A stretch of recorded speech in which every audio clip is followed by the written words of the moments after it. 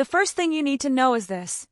If you ever see a group of strangers walking through the morning mist toward your cabin, clutching a clipboard and a map, you might want to just set your coffee down and brace yourself, because odds are, it's not going to be good news. And let me tell you, I learned that the hard way. 6 years of sweat, sore muscles, busted knuckles, and more than a few curse words went into building my dream cabin right here among these Oregon pines. Every plank, every nail, I put them in with my own hands, and I made damn sure this land was mine. Not a foot of it inside anybody else's territory. Or so I thought. October 17th, sun barely up, the fog curling around the trees like old ghosts, and I'm sitting out on my porch, coffee in hand, watching the lake glint through the haze. My own little ritual before the world wakes up. Then I hear footsteps crunching on the gravel. 3 people step out from the trees like something out of a bad western. First up is Victoria Langford, HOA president, hair done up like she's late for a fancy lunch downtown. She's flanked by 2 guys in matching polo shirts, one of them gripping some high-tech laser thing like it's a weapon. Victoria flashes me a smile that's about as warm as a tax audit. "Good morning, Mr. Benson," she says. "I'm afraid I have some unfortunate information to share with you." Without so much as a by your leave, she unrolls a hand-drawn map on my porch railing. No official seal, no surveyor's stamp, nothing but scribbles. She jabs a finger at it and announces, "According to our boundary survey, the Pinehurst HOA extends an extra 340 feet east. That puts your cabin well inside our jurisdiction, and you're in violation of 14 covenants." And just like that, my morning's ruined. Here's the part she didn't know. I'd spent over 2 decades as a construction engineer. I know maps, I know law, and I know when someone's trying to sell me a load of nonsense. I checked every boundary before buying this place, Jackson County records, GIS maps, everything. No way my cabin was inside their HOA. But Victoria, she's waving this map around like it's the 10 Commandments, demanding $18,000 in back dues, and hands me a list of violations that sounds like something out of a sitcom. Mailbox the wrong color, roof not approved, firewood visible from the road. I mean, come on. I kept my cool, told her I had the original deed, every permit, and a surveyor's map from 2017.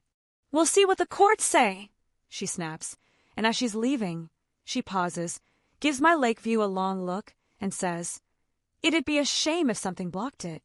Yeah, that happened. The old guy with her, Walter, I'd learn his name later, gives me a look, almost apologetic, like he knows this is all wrong but doesn't have the guts to say so. Once they're gone, I go straight inside, unlock my safe, and pull out the accordion file. Every bit of paper that says this land is mine. Deed, permits, inspection reports, the whole 9 yards. Everything's in order, every T crossed. But I knew then this wasn't going to be a simple misunderstanding. No, this was the start of a fight. By noon, I get an email from some attorney, Richard Crane, representing the HOA. Legal threats, talk of liens, daily fines. That kind of language is meant to scare you, and maybe it works on folks who don't know better. Me, I just filed it under evidence. Next morning, it gets worse. 2 guys in safety vests show up, poking at my mailbox. "You're not touching anything on my property," I tell them. They hand me a notice, $500 a day in fines. I add it to the pile. That's when the social pressure starts. The friendly faces at the hardware store won't meet my eyes. The gas station attendant pretends he doesn't see me. My electrician says he's booked up indefinitely. Victoria had clearly been busy, painting me as the stubborn outsider. Small towns, you know, they pick sides fast, especially when money and influence are involved. That night, I get a few silent phone calls, just breathing on the other end, then a click. Petty stuff, but it works on your nerves. So I do what I should have done earlier. I start digging into Victoria and the HOA. Turns out she's been running the show for 8 years, re-elected without opposition.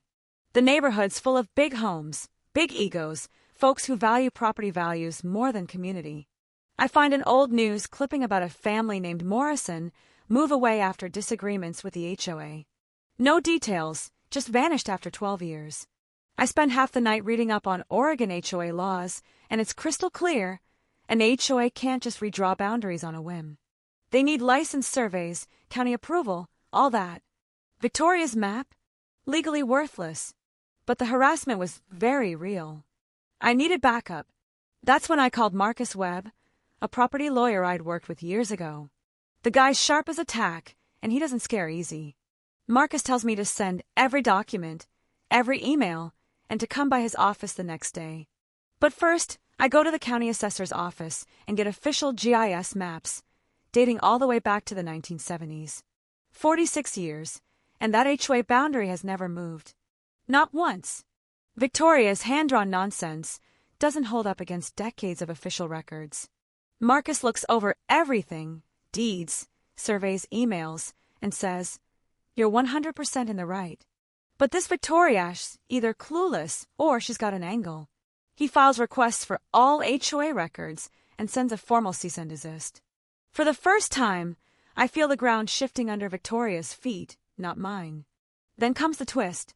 I run into Walter, the white-haired guy from Victoria's group, at the gas station. He looks nervous, but walks over and quietly tells me this isn't the first time Victoria's pulled this stunt. The Morrison family? She invented a violation, forced them out. Another guy paid her off to avoid septic code violations she made up. Walter says she doesn't want control. She wants money, and he's watched her eyeing my lake view for weeks. That stuck with me. Why would she want my land? Then it hits me. My property is the only practical way to get down to the lake from this whole stretch of the HOA. The rest is steep, rocky, no access. I checked the county planning portal, and sure enough, a developer called Cascade Lake Development filed an inquiry about building a private road right through my land. Now it all makes sense. Victoria is trying to fake jurisdiction, force me out or make me comply, then sell easement rights to the developer, payouts of $300,000, maybe more. I call Marcus, tell him what I found, and he brings in a private investigator, Jenny Torres. She starts tracing financials, communications, looking for the smoking gun. Meanwhile, Marcus's records requests pay off. He finds vague board resolutions about lake access and $23,000 missing from HOA funds with no receipts. All signs point to Victoria using HOA money to pay off a surveyor, create fake documents, and line her own pockets. Jenny uncovers a $15,000 cash withdrawal by Victoria, deposited right into the surveyor's account. Phone records show she's been talking to the developer for months. I check the surveyor Victoria used, Randy Coleman. Turns out he's already under investigation for sketchy work. I send the board his fake map. Now there's an official investigation into survey fraud. Marcus says we've got enough to win in court, but if we go public now, Victoria could cover her tracks. He wants to confront her privately, give her one last out. She accepts the meeting, maybe thinking she can talk her way out of it. That meeting is something I'll never forget. We lay out every piece, real maps, missing funds, bank transfers, draft easement agreements. Her lawyer starts sweating, and Victoria, she snaps, threatens to destroy me, right in front of her own attorney. He quits on the spot, says he won't defend her anymore. Marcus just nods. That's the best outcome. Now she can't claim ignorance or twist the story. A week later, we go to the monthly HOA meeting, and it's standing room only. Victoria tries to spin her story, but Marcus and I lay out the whole truth with a projector. Official maps, stolen money, the fake survey, the $380,000 deal she tried to make. The room goes dead silent. People start shouting questions. Did you steal from us? Were you selling our land? Victoria's mask cracks, and just then, Deputy Miller steps forward and arrests her for fraud, theft, and forgery, right there in front of everybody. Her power evaporates. The real story is out. Word spreads fast, local paper, then regional news. By December, Victoria's pleading guilty in court, getting probation, fines, and barred from any HOA board for life. Her accomplice surveyor loses his license forever. The developer bails on their project. The new HOA president, Walter, passes strict reforms, mandatory audits, homeowner approvals for all big changes. They send me a $15,000 restitution check and a formal apology. I built this cabin with my own hands, and I fought for it the same way, one piece of evidence at a time. Victoria thought she could use intimidation and fake documents to steal what wasn't hers. She learned the hard way you can't beat the truth, especially when it's backed up with facts. So let me ask you, what would you have done if you were in my shoes? Would you have fought back, or just packed up and left? Drop your thoughts down below, especially if you've tangled with an HOA or seen this kind of injustice yourself. And if you believe that justice means standing your ground, not resorting to violence, but outsmarting the ones who think they're above the law, go ahead, share this story, and let's keep the conversation going.